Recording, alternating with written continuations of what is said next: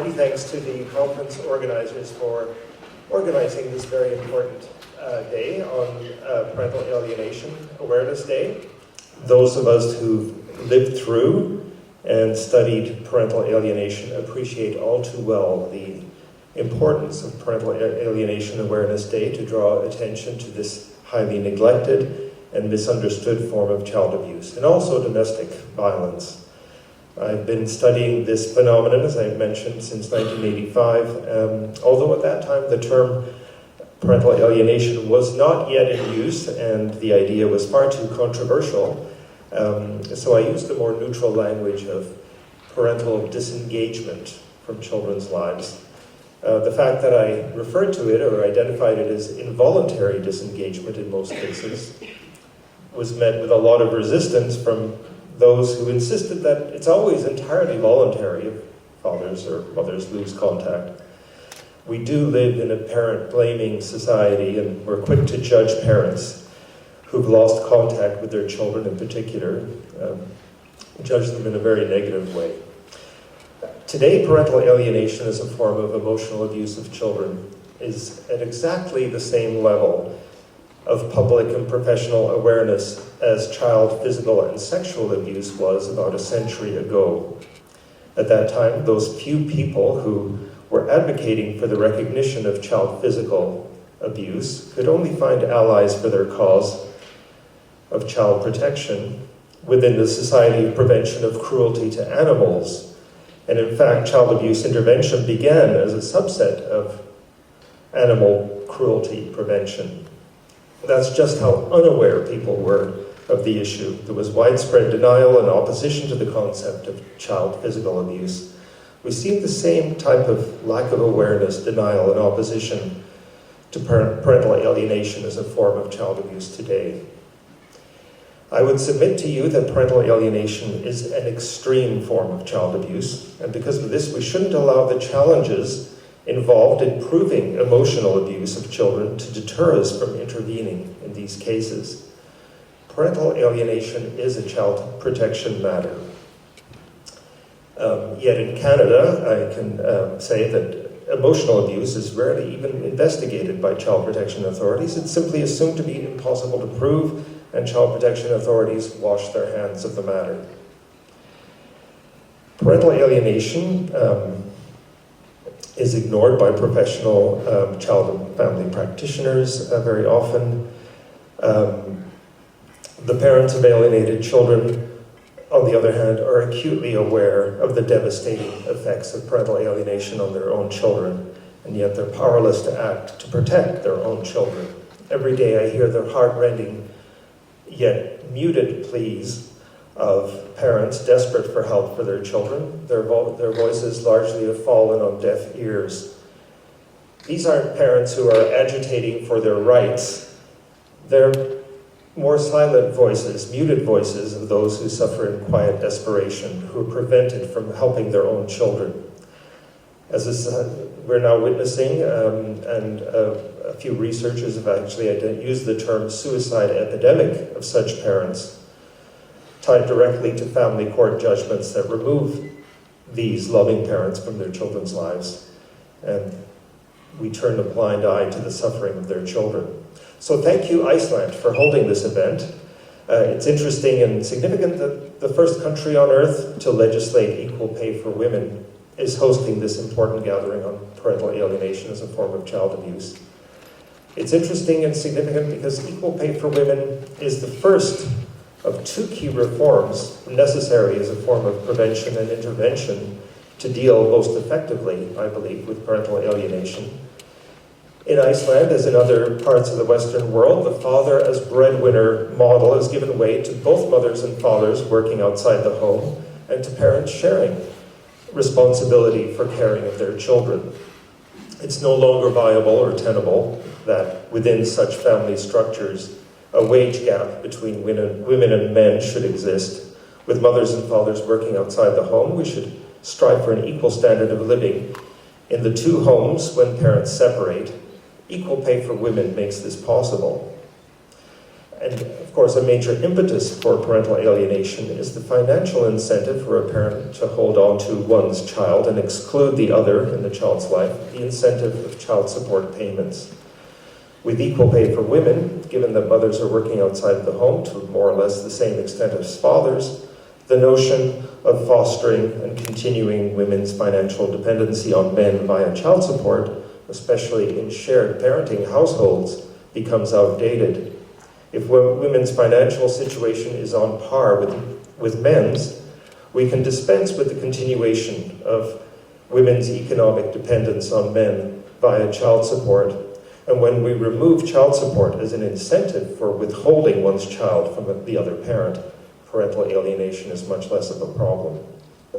In addition to equal pay for women, the second key reform necessary for true gender equality and as a form of prevention and intervention to deal with parental alienation is a legal presumption of equal shared parenting responsibility.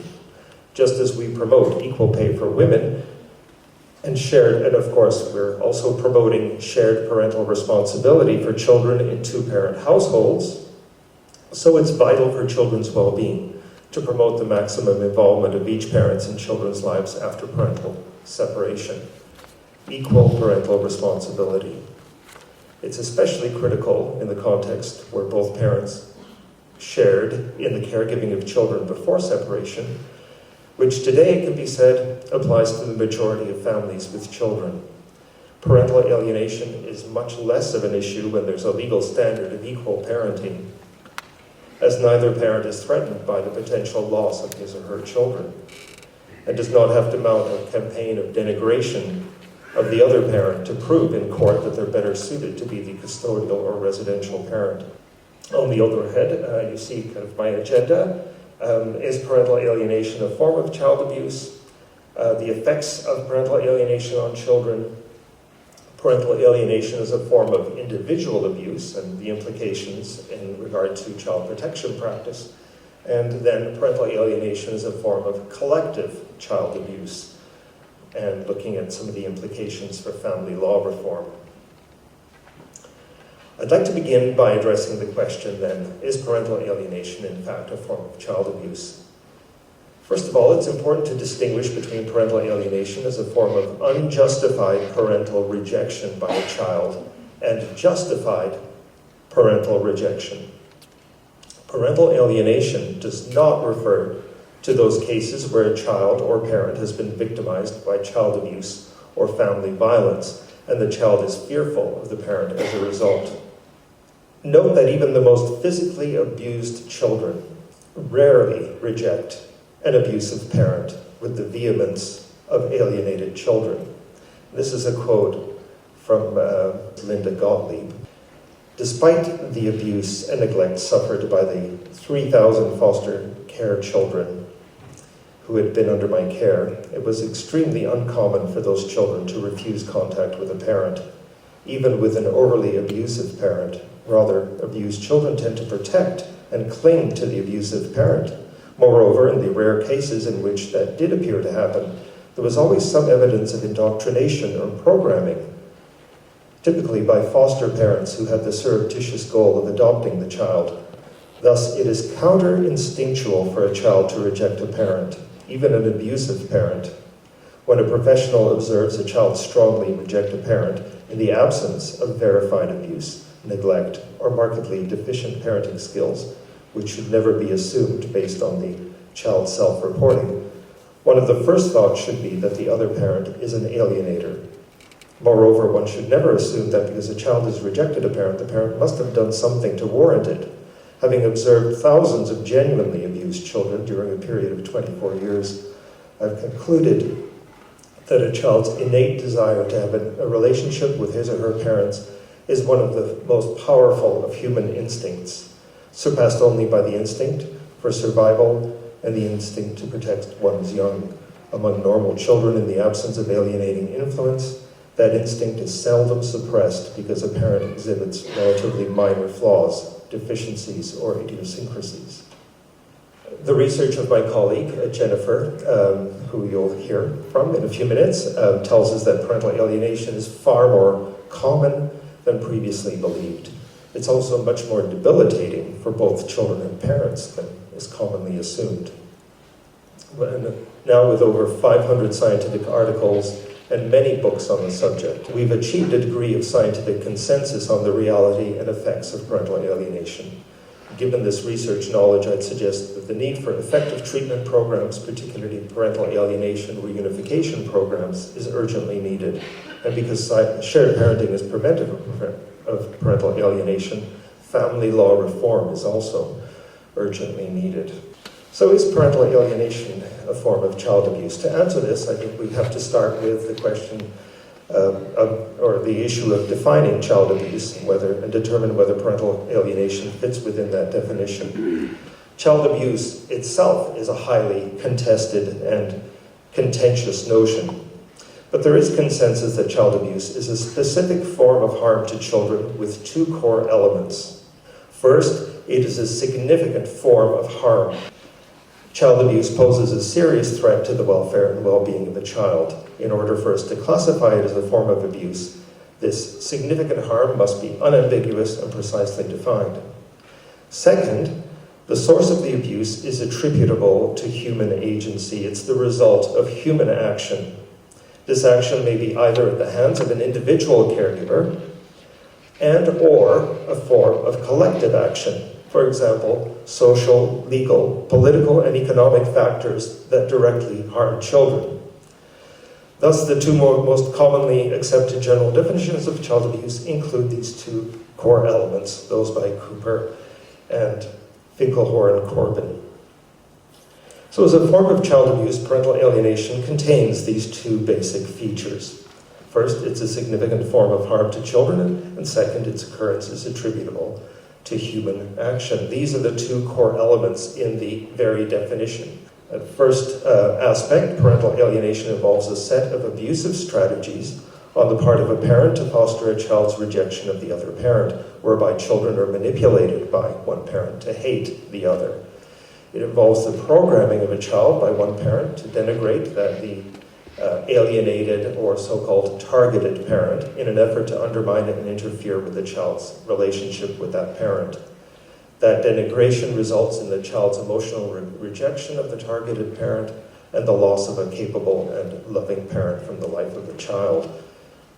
The tactics of alienating parent, thus, are tantamount to extreme psychological maltreatment of children, including spurning, terrorizing, isolating, exploiting, denying emotional responsiveness.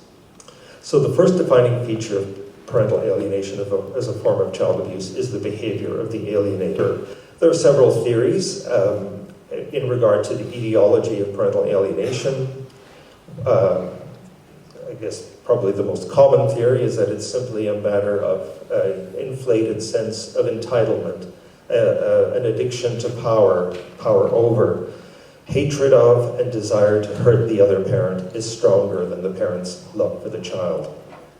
The need for revenge supersedes the child's need for both parents. Another theory is that the behavior is a sign of the parent's inability to let go, to separate from the couple conflict and focus on the needs of the child. The parent's hatred toward the other parent overrides their love for the child.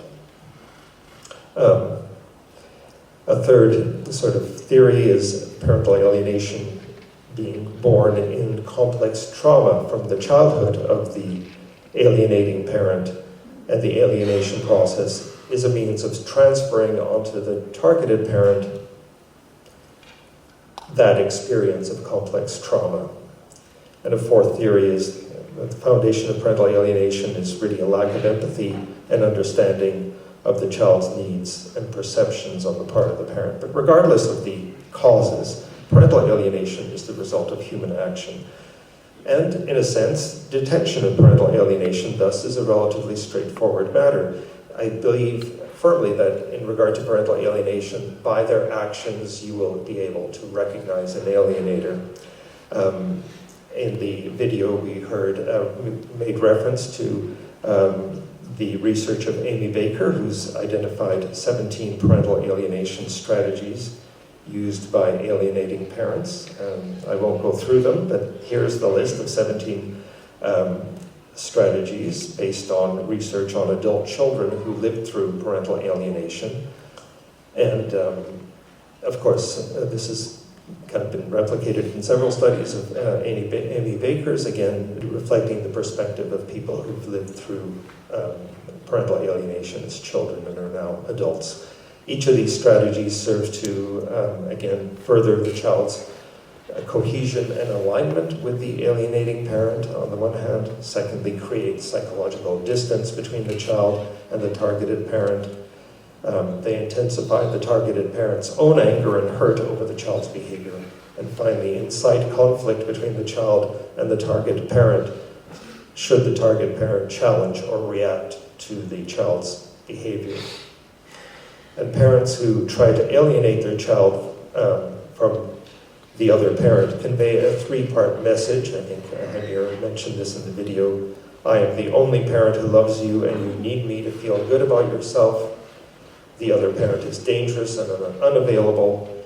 And finally, pursuing a relationship with that parent jeopardizes your relationship with me. It's important to note that parental alienation exists along a continuum from mild to severe. In my view, these 17 strategies really are only a partial list, as Baker's work is focused on alienated parents, most of whom at least have had some ongoing contact with their children, however minimal. My own research on alienated fathers and mothers is focused on the more severe cases of parents who are completely denied contact with their children. In my research on severely alienated parents, a few other indicators of parental alienation kind of emerged from the research. Again, this is now a slightly different perspective, the perspective of parents themselves. And they came up with kind of 12 core themes. First and foremost is just simply denial of any kind of relationship. Access denial, to the point where the parent loses all contact. It's basically seizing the child by force, which is actually a definition of rape. The misuse of the legal system to undermine the other parent's participation in the child's life and to entirely remove the parent from the child's life. Second factor was the alienating parent's belief in her or his entitlement as the primary or sole parental figure in the child's life, a lack of validation or even recognition of the salience of the other parent as a parent. Thirdly, insensitivity to and disregard for the impact of one's behavior on the children, a lack of empathy and attunement to the children's needs, a willingness to engage in conflict in front of the child, a lack of emotional depth and emotional responsiveness in one's own relationship with one's child, parentification of one's child, the child made to feel responsible for the parent's well-being. Fourth factor is overt or covert obsession with the other parent, and with hurting that other parent to the extent that the obsession prevails over one's parental responsibilities.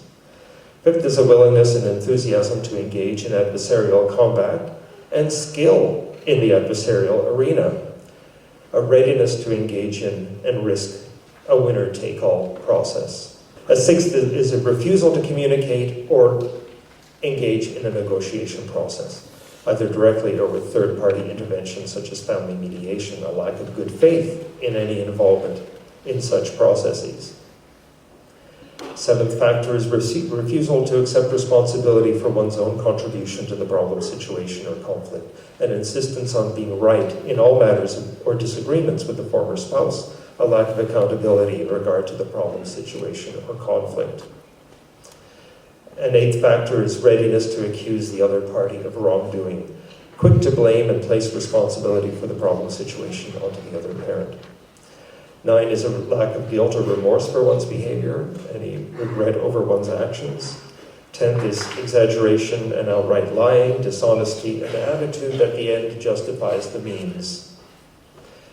And then, as Amy Baker outlined, bad-mouthing of the other parent in front of the child, or alternatively, avoiding any mention of the other parent in an attempt to erase that parent from the child's memory. And finally, constant monitoring and questioning the child in regard to the child's relationship with the other parent.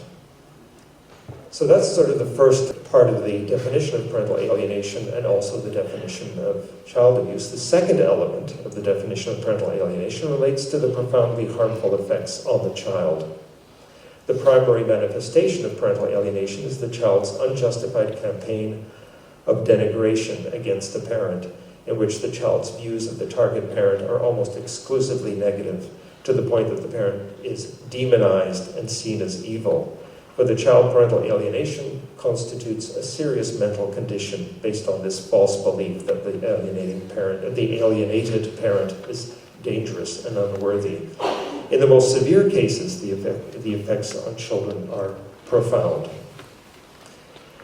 In these extreme situations, children lose the capacity to give and accept love from a parent. They're manipulated to hate the target parent, despite children's innate desire to love and be loved by both parents. Their denigration results in their own emotional rejection of the parent and the loss of a capable and loving parent from the life of the child. We now know that such emotional abuse is just as debilitating, as severe as physical or sexual abuse of children. We know, for example, that children witnessing the abuse of a parent, which is essentially what's happening in situations of parental alienation, is a particularly harmful form of child abuse. And just as witnessing the abuse of a parent is a very serious form of child abuse, so witnessing the abuse of one's own child, which is what's happening in parental alienation, is a very serious form of domestic violence. So the severe effects of parental alienation on children are well documented, and include low self-esteem and self-hatred, depression, social isolation, poor academic performance, substance abuse, other forms of addiction, and self-harm.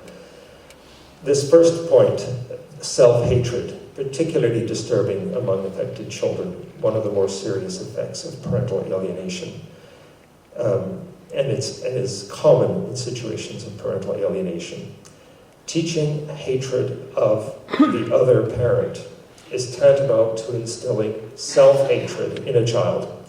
Children internalize the hatred targeted toward the alienated parent. They're led to believe the alienated parent didn't love or want them, and experience severe guilt in betraying the alienated parent. Their self-hatred and depression is rooted in feelings of being unloved by one or both of their parents, from separation from that parent, while being denied the opportunity to mourn the loss of that parent or even talk about the parent. It's not an emotion, hatred is not an emotion that comes naturally to a child. It has to be taught. A parent who teach a child to hate or fear another parent, the other parent, represents a grave and persistent danger to the mental and emotional health of that child. Parental alienation makes children feel worthless, flawed, unloved, unwanted, endangered, and only of value in meeting another's needs. Secondly, alienated children exhibit severe psychosocial disturbances. These include disrupted social emotional development, lack of trust in relationships, severe anxiety, and social isolation. They have poor relationship with both their peers and with both of their parents. As adults, they tend to enter partnerships earlier, are more likely to divorce or dissolve their cohabiting unions, and are more likely to have children outside any partnership, and are more likely to become alienated from their own children. A third feature is low self-sufficiency, a lack of autonomy, lingering dependence on the alienating parent. They're more likely to play truant from school and leave school at an early age. They're less likely to attain academic and professional qualifications in adulthood, more likely to experience unemployment, have low incomes, remain on social assistance. They seem to drift aimlessly through life. And finally, alienated children experience difficulties controlling their impulses. They struggle with addiction and self-harm, more likely to smoke, drink alcohol, abuse drugs, as well as to succumb to behavioral addictions, more likely to be promiscuous, foregoing contraception, and becoming teenage parents. Of the 4 different types of abuse, that is physical, sexual, and emotional abuse and neglect, Parental alienation is usually considered to be a form of severe emotional or psychological abuse, but it doesn't co-occur with the three other types of child abuse. Co-occurs with neglect because alienating parents' hatred of the target parent is stronger than their love for their child. They're less attuned to and thus neglect the needs of the child. Co-occurs with physical and sexual abuse because children in situations where one parent is absent from their lives are at significantly greater risk than children who have meaningful relationships with both parents. We know from the research that alienated children are 5 times more likely to have experienced physical abuse and emotional maltreatment and are exposed to 100 times higher risk of fatal abuse. They have a higher risk of physical health problems, psychosomatic health symptoms, and illness such as acute and chronic pain, diabetes, asthma, headaches, stomach aches, and feeling sick. They run greater mortality and morbidity risks. They're more likely to die as children. They live an average of 4 years less over their lifespan. They're more likely to experience problems with sexual health and contracting sexually transmitted infections. And finally, the Journal of Ethnology and Sociobiology recently reported that preschoolers who were alienated from one of their parents are 40 times more likely to be sexually abused. Regardless of the growing body of research, there's still controversy surrounding parental alienation. However, parental alienation specialists agree that parental alienation is a particularly egregious form of child abuse, and that's reflected in the wide body of research that's accumulated over the past 10 years especially. But yet, despite this emerging consensus among the specialists in the area that parental alienation fits exactly the definition of child abuse, that there's substantial empirical evidence in regard to prevalence and effects, there's still a lot of professional misunderstanding. It's been said, again, as I've mentioned, that in regard to parental alienation, denial of this form of abuse is reminiscent of denial of physical and sexual abuse of children a century ago. So the prevalence of such denial and misunderstanding has prompted surveys in the legal and mental health fields of child and family practitioners that are specializing in the area of children affected by divorce. Can children reject a parent whose behavior does not warrant rejection? Is it possible? And the answer is yes. Can this rejection be due to an influence of an alienating parent? So a survey taken at the Association of Family and Conciliation Courts annual conference, this is back in 2014, reported 98% agreement in support of the basic tenet of parental alienation. Children can be manipulated by one parent to reject the other parent who does not deserve to be rejected. Parental alienation is an extreme manifestation of 3 disorders identified in the DSM-5, parent-child relational problem, child affected by parental relationship distress, and child psychological abuse. The category parent-child relational problem involves 2 symptom clusters in the DSM: impaired functioning in behavioral, cognitive, or affective domains, and negative attributions of the other's intentions, hostility toward or scapegoating of the other, and unwarranted feelings of estrangement on the part of the child. So the concept of parental alienation, even though the term parental alienation is never used in the DSM-5, the concept is actually there. Parental alienation is in the current draft of the ICD-11, the World Health Organization's International Classification of Diseases, with a specific definition of parental alienation contained in that document. So what should we do about parental alienation as a form of child abuse?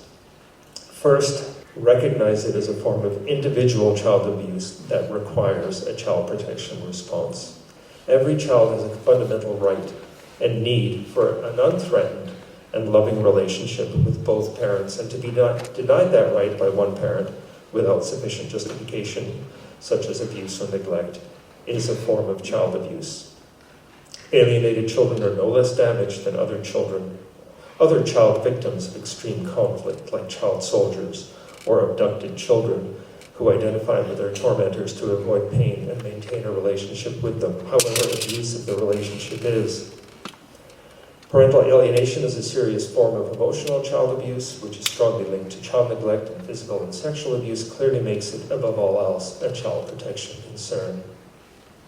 So the first step in combating parental alienation is the recognition by child protection authorities of parental alienation as a form of individual child abuse that it warrants a child protection response. However,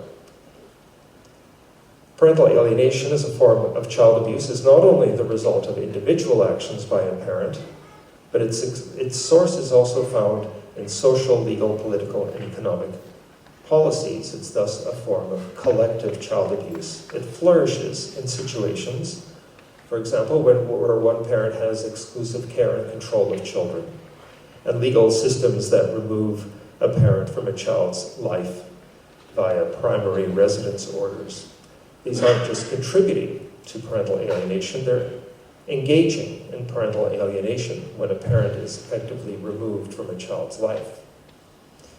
Because that's what happens in kind of legal determinations where primary residence will be with one parent only, and lack of legal recognition of both parents as salient in the child's life. You're removing a parent, not granting custody or granting residence. So parents in court are set up to fight in an effort to win primary residence or custody of their children, and the system tends to reward, this is particularly the case in North America, the system tends to reward people skilled in adversarial combat. Parents often win their case by disparaging the other parent as a parent, in effect engaging in alienating behaviors, and the system encourages thereby and produces alienating behavior.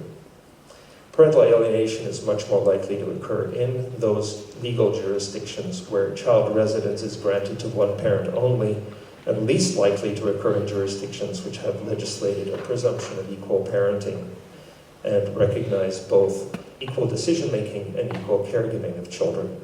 Equal shared parenting law and legal sanctioning of the fact that children of two primary parents is a bulwark against parental alienation. It's no great mystery about parental alienation. If we legally sanction it within an adversarial forum, parents will abuse the system and abuse the other parent. It's in the context of legally determined primary residence that parental alienation becomes a serious problem for children. So the second step in combating parental alienation as a form of collective child abuse is a fundamental reform of the family law system, specifically a rebuttable legal presumption of equal parenting responsibility and equal decision-making as an alternative to the current adversarial model. So I'll end my presentation with a proposal for addressing the problem of parental alienation. In Iceland, as anywhere else, I propose a 4-pillar framework for addressing parental alienation. I see each of these 4 pillars as essential in any campaign to combat parental alienation as a form of child abuse. I've already mentioned the first 2 pillars, which are the most important. The harm reduction pillar, addressing parental alienation as a form of child abuse and as a child protection matter. Secondly, prevention pillar, a rebuttable legal presumption of equal parenting responsibility in contested legal cases when parents are in conflict over the post-separation living arrangements of their children. Treatment is the third pillar. And of course, intervention in cases of parental alienation is a highly sensitive matter. Alienated children seem to have a secret wish for someone to call their bluff, someone to almost compel them to reconnect with the parent that they claim to hate. Despite their strongly stated positions of alignment, alienated children want nothing more than to be given the permission and freedom to love and be loved by both parents. And we've seen this from the research that many alienated children transform quickly from refusing or staunchly resisting the rejected parent to being able to show and receive love from that parent, followed by an equally rapid shift back to the alienated position when they're back in the orbit of the alienated parent. So while children's stated wishes regarding parenting arrangements in contested cases should be considered, they shouldn't be determinative in cases of parental alienation, because there's a disconnect between what children say they want and what they truly desire. Reunification efforts should be undertaken with service providers with specialized expertise in parental alienation reunification. There are a number of models out there that have been developed, the best known being Richard Warshak's Family Bridges program, an educative and experiential program focused on allowing the child to have a healthy relationship with both parents, removing the child from the parental conflict, encouraging child autonomy, multiple perspective taking, and critical thinking.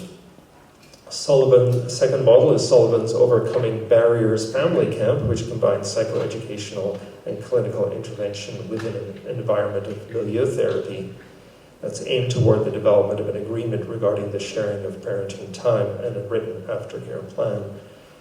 Friedlander and Walters' multimodal family intervention provides differential interventions for situations of parental alignment, alienation, enmeshment, and estrangement, different interventions at different points of that alienation continuum. All of these programs emphasize the clinical significance of children coming to regard their parents as equally valued and important in their lives, while at the same time helping enmeshed children relinquish their protective role toward their alienating parents.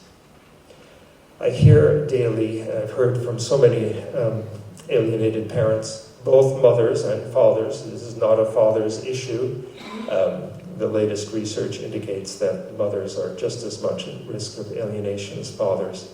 The main messages I give people are, first of all, never ever give up. Secondly, maintain your integrity and take the high road. Don't sort of lower yourself to that kind of counter-alienation position. And in the face of hostility and rejection from your children, always respond with loving compassion, being there for your child.